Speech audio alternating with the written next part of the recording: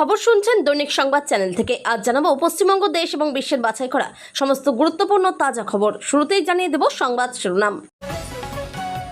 ভবানীপুরে শুভেন্দুর জয়কে চ্যালেঞ্জ করে আদালতে মমতা, হাইকোর্টে দায়ের করলেন মামলা। কেন্দ্রীয় বাহিনীর তারায় পুকুরে পুষ্প বাহিনী, জাহাঙ্গীরের মুক্তির দাবিতে রণক্ষেত্র ফলতা, ভাইরাল ভিডিও। কালীঘাটে অভিষেকের বাড়িতে ফিরতে হাতে পুরসভার কর্মীরা, নির্মাণ বেআইনি কিনা বুঝতে বাড়ির অংশে চলছে মাপজোক। মমতা আমাকে শেয়ারিংয়ে নিন, দুর্দিনের পাশে থাকার বার্তা হুমায়ুন কবিরের। কয়লা বালি ট্রিপলের পর কয়েকশো কোটি টাকার মাটি চুরি, অভিষেকের বিরুদ্ধে নয়া এফআইআর। রেড রোডে যোগ হতে পারলে নামাজ কেন নয়, ইমামদের জবাব দিলেন দিলীপ ঘোষ। কালীঘাটে কুণাল ঘোষকে ডিম থেরাপি, গ্রেপ্তার 2। ক্ষমতায় এসে রাজধর্ম পালন বিজেপির, দলবিরোধী কাজের অভিযোগে 4 কার্যকর্তাকে শোকজ। ভারত বাংলাদেশ সীমান্তে কড়াকড়ি, ঘুরপথে নেপাল হয়ে বাংলায় অনুপ্রবেশ, চলছে নজরদারি। অভিষেকের কাছ থেকে আরও নথি চাইল ইডি, জিজ্ঞাসাবাদের সময় কিছু প্রশ্নের উত্তরে সন্তুষ্ট নন তদন্তকারী আধিকারিকেরা। শিশুদের টিকা দিতে যারা বাধা দেন তারা সরকারি সুবিধা পাবেন কেন, প্রশ্ন মুখ্যমন্ত্রীর। ঘুচবে দীর্ঘদিনের বন্ধাত্ম, 42 জন বড় শিল্পপতি যোগাযোগ করছেন, বাজেটে বড় ঘোষণার ইঙ্গিত শিল্পমন্ত্রী তাপসের।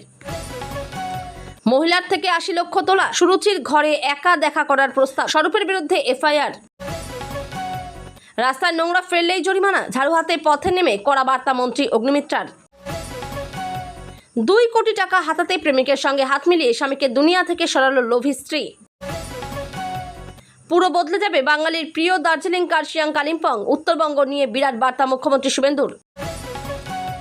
ইডির জিজ্ঞাসাবাদের মধ্যেই সোমবার অভিষেককে দেখা করার সময় দেন লোকসভার স্পিকার, দাবি করল তৃণমূল। পাহাড়ের সব বন্ধ চা বাগান খুলবে, বড় ঘোষণা মুখ্যমন্ত্রী, আশায় বুক বাঁধছেন শ্রমিকরা।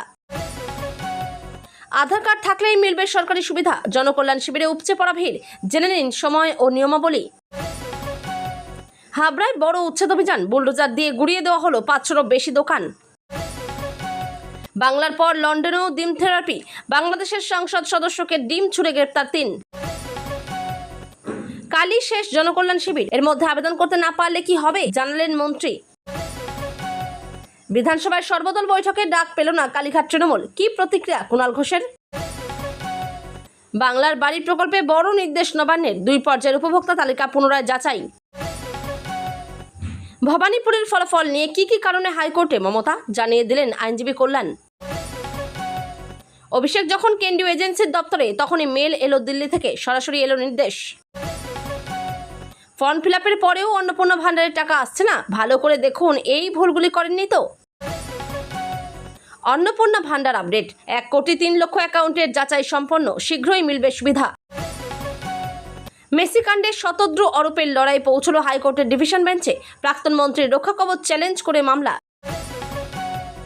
শ্রমিকের বাড়িতে সুখেন্দু শেখর, বিজেপির তরফে যদি প্রতিনিধিত্ব করতে বলা হয় কি করবেন, এক্সক্লুসিভ সাক্ষাৎকারে প্রাক্তন তৃণমূল সাংসদ।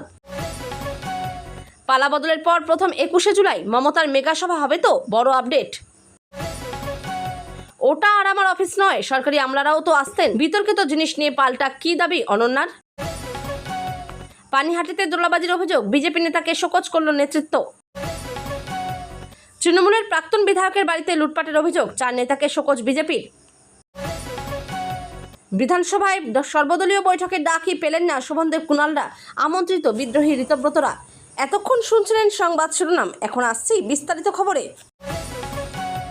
বিধানসভা নির্বাচনে কলকাতার ভবানীপুর কেন্দ্রের ফলাফলকে চ্যালেঞ্জ জানিয়ে এবার আদালতের দ্বারস্থ হলেন তৃণমূল সুপ্রিমো মমতা বন্দ্যোপাধ্যায়। এই কেন্দ্রে বিজয়ী বিজেপি প্রার্থী তথা রাজ্যের বর্তমান মুখ্যমন্ত্রী শুভেন্দু অধিকারীর জয়কে চ্যালেঞ্জ করে কলকাতা হাইকোর্টে একটি ইলেকশন পিটিশন দাখিল করেছেন তিনি। এদিন মঙ্গলবার দুপুরে আচমকায় তিনি হাইকোর্টে হাজির হয়ে এই সংক্রান্ত হলফনামা পেশ করেছেন। নির্বাচনে প্রায় 15,000-এরও বেশি ভোটে শুভেন্দু অধিকারীর কাছে পরাজিত হন এলাকারই মেয়ে মমতা। পরাজয়ের ধাক্কা কাটিয়ে আইনি পথেই এবার এই ফলাফলের সত্যতা যাচাই করতে চান তিনি। তৃণমূল নেত্রীর এই আকস্মিক আদালত পরিদর্শনে স্বাভাবিকভাবেই রাজ্য রাজনীতিতে শোরগোল পড়ে গিয়েছে। জানা গিয়েছে গণনায় কারচুপি এবং অনিয়মের অভিযোগ তুলে এই বিশেষ নির্বাচনী মামলা দায়ের করা হয়েছে। নির্বাচন নিয়ম অনুযায়ী ভোটের ফলাফল প্রকাশের একটি নির্দিষ্ট মেয়াদের মধ্যে এই ধরনের ইলেকশন পিটিশন দায়ের করতে হয়। তৃণমূল নেত্রীর সেই আইনি পথ অবলম্বন করেই শুভেন্দু অধিকারীর বিধায়ক পদ তথা এই নির্বাচনী জয় নিয়ে আইনের পথ নিলেন। নির্বাচনে হারের পর মমতা বন্দ্যোপাধ্যায়ের আদালতের দ্বারস্থ হওয়া এই প্রথম নয়। এর আগে 2021 সালের বিধানসভা নির্বাচনে নন্দীগ্রাম আসনে শুভেন্দু অধিকারীর কাছে হাড্ডাহাড্ডি লড়াইয়ে পরাজিত হওয়ার পরও তিনি এই একই পদক্ষেপ নেন। সেই সময়ও গণনায় কারচুপির অভিযোগ তুলে কলকাতা হাইকোর্টের দরজায় কড়া নেড়েছিলেন তিনি। নন্দীগ্রামের সেই মামলাটি এখনও আদালতের বিচারাধীন। বিগত নির্বাচনের মতো এবারের ভোটেও নজর ছিল ভবানীপুর আসনের দিকে। নন্দীগ্রাম 2021 সালে মমতাকে হারানোর পর এবছর ভবানীপুরে তাকে হারানোর চ্যালেঞ্জ নেন শুভেন্দু অধিকারী। সেখানে মমতা বন্দ্যোপাধ্যায়কে 15,000-এরও বেশি ভোটে হারিয়ে শুভেন্দু জয় পান এবং পরবর্তীতে বাংলার মুখ্যমন্ত্রী হন। সরকার পরিবর্তনের পর ভোট পরবর্তী হিংসা মামলার ফাইল খুলে গিয়েছে মুখ্যমন্ত্রী শুভেন্দু অধিকারীর নির্দেশে। একের পর এক তৃণমূল নেতাকে গ্রেপ্তার করছে পুলিশ। কোমরে দড়ি বেঁধে ঘোরানো হচ্ছে এলাকায়। আর এদের তালিকায় রয়েছে অভিষেক ঘনিষ্ঠ পুষ্প জাহাঙ্গীর খান। মূলত 2020 সালে ডায়মন্ড হারবার যাওয়ার পথে তৎকালীন বিজেপির সর্বভারতীয় সভাপতির কনভয়ে হামলা হয়। সেই হামলার ঘটনায় এফআইআরে অভিযুক্ত ছিলেন জাহাঙ্গীর খান। এফআইআর হলেও তদন্ত ঠিকমতো হয়নি বলে জানিয়েছিল পুলিশ। সেই সময় তদন্ত ঠিকমতো না হওয়ায় ছাড় পেয়ে যান জাহাঙ্গীর সহ অন্যান্য অভিযুক্তরা। কিন্তু এবার আর রেহাই নেই। পুলিশের হাতে গ্রেপ্তার হন জাহাঙ্গীর খান। জাহাঙ্গীর গ্রেপ্তার হতেই তাকে রেহাই দিতে পথে নামেন ফলতা এলাকার মানুষ। জাহাঙ্গীরের মুক্তির দাবিতে শুরু হয় বিক্ষোভ। তুমুল অশান্তি শুরু হয় এলাকায়। জানা গিয়েছে মিছিল করে এসে জাহাঙ্গীরকে বের করে নিয়ে যাওয়ার পরিস্থিতি তৈরি হয়। লাঠি হাতে বিক্ষোভকারীদের ছত্রভঙ্গ করতে কেন্দ্রীয় বাহিনী তাড়া করে। জাহাঙ্গীরের স্ত্রীর নেতৃত্বে হয় এই বিক্ষোভ। কেন্দ্রীয় বাহিনীর তারায় পগার পার বিক্ষোভকারীরা তাদের নেতা জাহাঙ্গীরকে ছাড়তেই হবে এই দাবিতে শয়ে শয়ে মানুষ বিক্ষোভ শুরু করেন। অশান্ত হয়ে ওঠে ফলতা। কড়া পদক্ষেপ নেয় সরকার। নামানো হয় কেন্দ্রীয় বাহিনীকে। বিক্ষোভকারীদের ছত্রভঙ্গ করতে লাঠিচার্জ শুরু করে কেন্দ্রীয় বাহিনী। মারের ভয়ে ও সেন্ট্রাল পুলিশের তাড়া থেকে বাঁচতে বহু মানুষ পুকুরে ঝাঁপ দেয়। জলে সাঁতার কেটে পালাতে চেষ্টা করে। কেউ কেউ আবার পুকুরে ধরে গাছের আড়ালে লুকিয়ে যায়। সে যেন এক ভয়ঙ্কর দৃশ্য তৈরি হয়। ভিডিওতে দেখা যাচ্ছে মহিলারাও কোলে সন্তান নিয়ে ছুটে পালাচ্ছেন। কালীঘাটের ওই বাড়িটি নিয়ম মেনে তৈরি করা হয়েছে কিনা তা খতিয়ে দেখতেই সেখানে গিয়েছেন পুরসভার কর্মীরা। ফুটপাত ছেড়ে ওই ভবনের সীমানা প্রাচীর তোলা হয়েছে কিনা তাও খতিয়ে দেখা হয় বলে সূত্রের খবর। অভিষেক বন্দ্যোপাধ্যায়ের কালীঘাটের বাড়িতে মাপজোক করতে শুরু করলো পুরসভা। মঙ্গলবার দুপুর 1টার কিছু পরে কালীঘাটের পটুয়াপাড়ায় অভিষেকের বাড়ির সামনে পৌঁছে যান পুরসভার কর্মীরা। ফিতে নিয়ে মাপজোক শুরু করেন তারা। পুরসভার কর্মীরা যখন কালীঘাটের বাড়িতে মাপজোক করতে যান, অভিষেক সে সময় বাড়িতে ছিলেন না। সকাল 11:45 নাগাদ তিনি বাড়ি থেকে বেরিয়ে ভবানী ভবনের উদ্দেশ্যে রওনা দেন। ডিজে বাজানো সংক্রান্ত উস্কানিমূলক মন্তব্যের অভিযোগে মঙ্গলবার তাকে তলব করেছে রাজ্যের গোয়েন্দা সংস্থা সিআইডি। একদিকে যখন ভবানী ভবনে সিআইডির প্রশ্নের মুখোমুখি হচ্ছেন তৃণমূলের সর্বভারতীয় সাধারণ সম্পাদক, তখন তার কালীঘাটের বাড়ির বাইরে মাপজোক শুরু করেন পুরসভার কর্মীরা। প্রাথমিকভাবে জানানো যাচ্ছে কালীঘাটের পটুয়াপাড়ার ওই বাড়িটি নিয়ম মেনে তৈরি করা হয়েছে কিনা তা খতিয়ে দেখতেই সেখানে গিয়েছেন পুরসভার কর্মীরা। ফুটপাত ছেড়ে ওই ভবনের সীমানা প্রাচীর তোলা হয়েছে কিনা তাও খতিয়ে দেখা হচ্ছে বলে সূত্রের খবর। অভিষেকের বাড়ির পিছন দিকের সীমানা প্রাচীরে যে কালো রঙের গেট রয়েছে সেটি ফিতে দিয়ে মেপে দেখেন পুরসভার কর্মীরা। ফুটপাত থেকে ওই ভবনের দূরত্ব কতটা রয়েছে, কতটা জায়গা ছাড় দেওয়া হয়েছে তাও মেপে দেখেন তারা। অভিষেকের ওই বাড়ির পাশে একটি সেলুন রয়েছে, সেটির ভিতরে গিয়েও মাপজোক করেন পুরসভার কর্মীরা। ভবনের নিয়ম মেনে তৈরি হয়েছে কিনা মূলত সেই বিষয়গুলিও খতিয়ে দেখা হয় মঙ্গলবার। পুরসভা কর্মীদের সঙ্গে কিছু নকশাও ছিল। অনুমান করা হচ্ছে তা বিল্ডিং প্ল্যানের অংশ। অভিষেকের বাড়ির বাইরে দাঁড়িয়ে সেই নকশাও মিলিয়ে দেখেন তারা। তৃণমূলের রাজনৈতিক সংকটের মধ্যেই ফের মমতা বন্দ্যোপাধ্যায়ের পাশে থাকার বার্তা দিলেন প্রাক্তন তৃণমূল বিধায়ক তথা আমজনতা উন্নয়ন পার্টির প্রতিষ্ঠাতা হুমায়ুন কবির।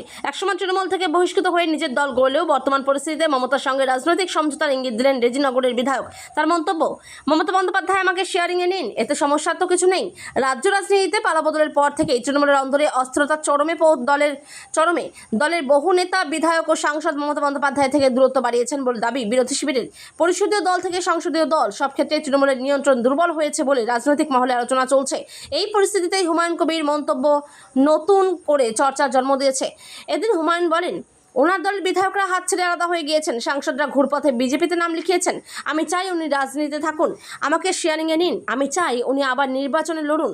তার বক্তব্যে স্পষ্ট, রাজনৈতিক মতভেদ থাকলেও মমতা বন্দ্যোপাধ্যায়কে তিনি এখনও রাজনীতির ময়দানে দেখতে চান। উল্লেখ্য, গত বছরের শেষ দিকে তৃণমূল থেকে বহিষ্কৃত হওয়ার পর নিজের রাজনৈতিক দল ঘোষণা করেন হুমায়ুন কবির। সেই সময় তৃণমূল সরকারের বিরুদ্ধে সরব হয়ে সরকার পরিবর্তনের ডাকও দিয়েছিলেন তিনি।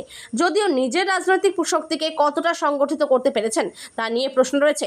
তবে ঘটনাচক্রে রাজ্যের ক্ষমতার সমীকরণ বদলানোর পর থেকেই মমতা বন্দ্যোপাধ্যায়ের পাশে থাকার আগ্রহ প্রকাশ করতে দেখা যাচ্ছে তাকে। এর আগেও হুমায়ুন দাবি করেছিলেন, মমতা বন্দ্যোপাধ্যায় চাইলেই তিনি রেজিনগর আসন ছেড়ে দিতে প্রস্তুত। তার কথায়, মমতা বন্দ্যোপাধ্যায় নন্দীগ্রাম থেকে দাঁড়ালে জিতে আসতে পারবেন না, কিন্তু উনি চাইলে আমি ওনাকে বিধানসভায় পাঠাতে পারি। তার জন্য নেত্রীকে আমার কাছে আসতে হবে। আমি রেজিনগর আসন ছেড়ে দেবো। ওনার কথা কেউ না শুনলেও রেজিনগরে হুমায়ুনই শেষ কথা। আন্তর্জাতিক যোগ দিবস উপলক্ষে রেড রোডে আয়োজিত হতে চলেছে বিশেষ কর্মসূচি, যেখানে উপস্থিত থাকবেন স্বয়ং প্রধানমন্ত্রী নরেন্দ্র মোদী। এই অনুষ্ঠানকে কেন্দ্র করে ইতিমধ্যে রেড রোডে মঞ্চ বাঁধার কাজ শুরু হয়েছে। তবে অনুষ্ঠানের জন্য দীর্ঘ 7 দিন রেড রোড বন্ধ রাখার সিদ্ধান্ত নিয়ে দানা বেঁধেছে রাজনৈতিক ও ধর্মীয় বিতর্ক। বিশেষ করে সংখ্যালঘু ধর্মের ইমাম ও মৌলানাদের একাংশ এই অনুষ্ঠানের জায়গা নির্বাচন নিয়ে প্রশ্ন তুলেছেন। বিতর্কের সূত্রপাত কোথায়? প্রশ্ন উঠছে রেড রোডে নামাজ পড়ার অনুমতি নিয়ে অতীতে যেখানে বিতর্ক হয়েছে, সেখানে যোগ দিবসের অনুষ্ঠানের জন্য কেন জায়গা দেওয়া হচ্ছে? এই ইস্যুতে মঙ্গলবার কড়া ভাষায় জবাব দিয়েছেন রাজ্যের পঞ্চায়েত ও কৃষি বিপণন মন্ত্রী দিলীপ ঘোষ। কি বললেন দিলীপ ঘোষ?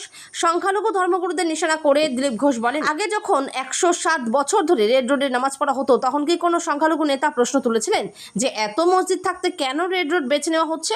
যোগ দিবসের জন্য রেড রোড বেছে নেওয়ার যুক্তি হিসেবে তিনি নিরাপত্তার বিষয়টি সামনে এনেছেন।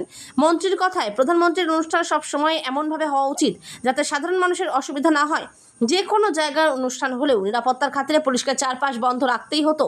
রেড রোডে মানুষের আনাগোনা তুলনামূলক কম, তাই নিরাপত্তা প্রটোকলের খাতিরেই এই স্থানটি নির্বাচন করা হয়েছে। কালীঘাটে বিধায়ক কুণাল ঘোষকে লক্ষ্য করে ডিম ছোড়ার ঘটনায় দুজনকে গ্রেপ্তার করেছে পুলিশ। ধৃতদের নাম রবি কয়াল ও চন্দন কয়াল। মঙ্গলবার সকালে কালীঘাট থানার পুলিশ তাদের গ্রেপ্তার করে।